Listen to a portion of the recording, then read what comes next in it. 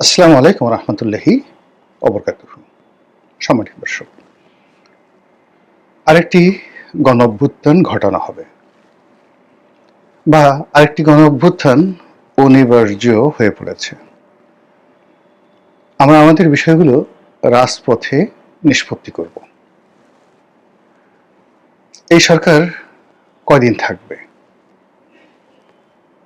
আওয়ামী লীগ তো পালিয়ে ভারতে যেতে পেরেছে, আপনারা পালাবেন কোথায়? আপনাদের তো পালানোর জায়গা নেই। অথবা যে লন্ডন থেকে এসেছেন সেই লন্ডনে আবার আপনাকে চলে যেতে হবে। ব্যাগ, ব্যাগেজ এগুলো সব গুছিয়ে রাখুন। আচ্ছা বলেন তো, এই কথাগুলো কি আমার? না এই কথাগুলো কেউ না কেউ সমস্বরে অনেকগুলো কণ্ঠ একত্র করে বাংলার আকাশ বাতাস কাঁপিয়ে এই যে নতুন একটি সরকার এলো, আজকের এই ভিডিও যখন করছি তখন সবে মাত্র ৭০ দিন হয়েছে, ২ মাস ১০ দিন। তো এই অল্প সময়ের মধ্যে কারা এই কথাগুলো বলছে প্রকাশ্যে, রাজপথে এবং অন্যান্য জায়গাতে? এইগুলো একটা সমীকরণ। ২ নম্বর হলো যে এই সরকারের পরিচয় কি? এটা কি বিএনপি সরকার, নাকি বিএনপির যে একটা জোট আছে সেই জোটের সরকার? এখানে কি বিএনপি ছাড়া অন্য কোনো দলের নাম আপনারা বলতে পারেন যে এটাকে ইতিপূর্বে যেমন দেখা গেল মহাজোটের সরকার বলা হতো বা বিএনপি জামাত জোটের সরকার বলা হতো, তো সেই রকম কোনো পরিচয় আছে কিনা? পরিচয় নেই। এখানে জোনায়েদ সাকি, নুরুল হক নুরু, তারা যে এই সরকারের সাথে আছে, মানে আপনি বুঝতেই পারবেন না যে তারা ভিন্ন একটা দল থেকে এসে জোট করেছেন। অ্যাজ ইট ইজ মনে হয় তারা বিএনপির একেবারে আপনজন, ইভেন বেটার দ্যান বিএনপি। তাদের কথাবার্তা, আচার আচরণ, ইভেন আন্দালি প্রমাণ পার্থ, মানে পার্থের একটা দল আছে, ছোট হোক বড় হোক এটা তো দল। নুরুর একটা দল আছে, সেটা ছোট হোক বড় হোক। জুনায়েদ সাকির একটা দল আছে, আর অন্যদিকে ববি হাজ্জাজ, তারা তো নিজেদের দল।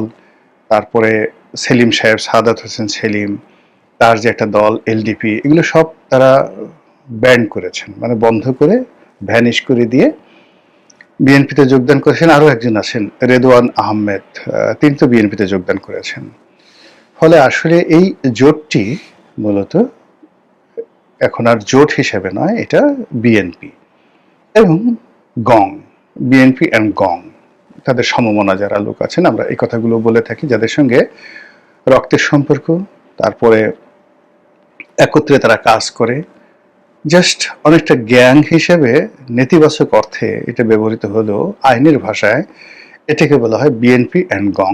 বাদী বা বিবাদী এবং তাদের যারা সঙ্গী সাথী আছেন তাদের মধ্যে যে একটা মহরম দহরম সম্পর্ক, মাখন মাখন সম্পর্ক, এই জিনিসগুলো বোঝানোর জন্য, উষ্ণ উষ্ণ সম্পর্ক, রক্তের সম্পর্ক, এই জিনিসগুলো বোঝানোর জন্য আইনের ভাষায় অমুক অ্যান্ড গং, কাদের অ্যান্ড গং, জাবের অ্যান্ড গং, এরকম জিনিসগুলো বোঝানো হয়। সেই দিক থেকে বিএনপি অ্যান্ড গং এর অর্থ যে বিএনপির সাথে যারা যারা আছে তাদের সবার সঙ্গে একটা জড়োয়া জড়োয়া ভাই, মায়ের পেটের ভাই, স্বামী স্ত্রীর সম্পর্ক, যেগুলো রাজনীতিতে ইতিপূর্বে যখন আপনারা শুনেছেন এরকম একটা ভাব বোঝায়।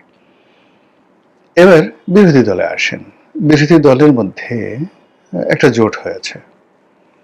সেই জোটগুলোর মধ্যে আপনি কাদেরকে কাদেরকে চেনেন? এখানে দুটো জোট, অর্থাৎ সরকারের একটা জোট আর বিরোধী দলের একটা জোট। বিরোধী দলের যে জোট আছে ওটাও কিন্তু সরকারের মতোই। এখানে এনসিপি আছে, জামাত আছে, আর কে কে আছে আমি তাদের নাম জানি না। 11 দলীয় জোট বলা হচ্ছে, কিন্তু অন্য যে দলগুলো আছে আমি তার নাম একটারও নাম জানি না। কিন্তু এনসিপি কে কি আপনার মনে হয় যে এটি জামাত নয়? বা জামাতকে মনে হয় যে তারা এনসিপির অভিভাবক নন, এরকম কি মনে হয় আপনার? ইট মিনস এখানে যে 11টি দল আছে, এই 11টি দল মনে হচ্ছে যে তারা একই মায়ের পেটে ভাই, অর্থাৎ জামাত অ্যান্ড গং। অথবা আপনি যদি এনসিপি কে ভালোবাসেন তাহলে এনসিপি কে আগে আনেন, তাহলে এনসিপি অ্যান্ড গং। বিএনপি অ্যান্ড গং versus Jamaat or NCP and গং, এই হলো আপাতত দৃশ্যমান পরিচয়। আচ্ছা, এখন এরা কি তলে তলে সমঝোতা করে ক্ষমতা এসেছে? এটা আপনি আমি বলছি না, ওই পার্লামেন্টে যারা সংসদ সদস্য তাদের মধ্যে অনেকেই বলছেন যে এরা হলো আমি এবং মামু। আমি এবং মামুদের যে একটা সমঝোতা, সেই সমঝোতাটা কেমন হতে পারে? আগে যেমন একটা আমরা শুনেছি গৃহপালিত বিরোধী দল। গৃহপালিত বিরোধী দলের উদ্ভাবক জনাব হুসাইন মোহাম্মদ এরশাদ, প্রয়াত প্রেসিডেন্ট। আর এই গৃহপালিত বিরোধী দলের জনক একজন হল উদ্ভাবক, যিনি আবিষ্কার করেছেন, ইনভেন্টেড, জনাব হুসেইন মোহাম্মদ এরশাদ। আর এটার যে একটা থিওরি, অনেকগুলো ৮০-৯০টা দলকে একত্র করে, এখন যেমন ১১টা দল আছে, এরকম ৮০-৯০টা দলকে একত্র করে বাংলাদেশের প্রথম বিরোধী দলীয় যে নেতা বা বিরোধী দল, এটার যে জনক, ফাদার, পিতা, তিনি হলেন জনাব আসম আব্দুর রব। জাসদের একাংশে সভাপতি ছিলেন বা সাধারণ সম্পাদক ছিলেন, কিন্তু উনি আসলে জাসদ বড় ব্যাপার নয়, বাংলাদেশের কিংবদন্তির ছাত্রনেতা, মুক্তিযুদ্ধের ইতিহাস সৃষ্টিকারী একজন নেতা, যার যে বর্ণাঢ্য ইতিহাস, সেই ইতিহাস বাংলার রয়্যাল বেঙ্গল টাইগার, সেই ইতিহাস বাংলার সিংহ, সেই ইতিহাস বাংলার শেরে বাংলা, মানে আপনি যা কিছুই বলেন না কেন, আসম আব্দুর রব একটা ইতিহাস।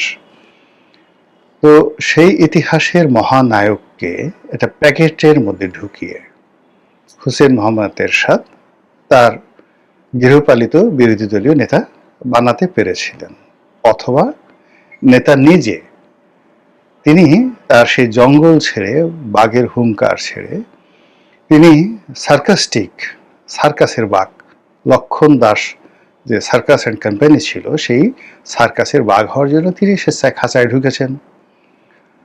তার সঙ্গে যারা খেলেছে তাদেরকে তিনি হা করে দিয়েছেন, যারা মুখের মধ্যে হাত ঢুকানো যায় তাদেরকে তিনি অনুমতি দিয়েছেন, বা তাদেরকে তিনি বলছেন যে আমি খেলবো, আমার পিঠে তুমি চড়ো, আমি কিচ্ছু বলবো না, আমার নখ নেই, দাঁত নেই, ইত্যাদি সবকিছু।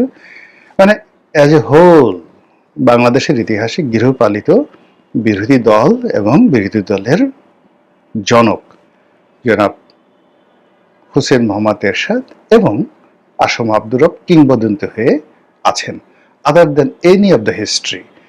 যেমন ওনার ছাত্র রাজনীতির হিস্ট্রি কিংবদন্তি, এরশাদ সামরিক শাসক, স্বৈর শাসক, ইটস এ হিস্ট্রি। কিন্তু উনি যে একটা পার্লামেন্ট তৈরি করেছেন,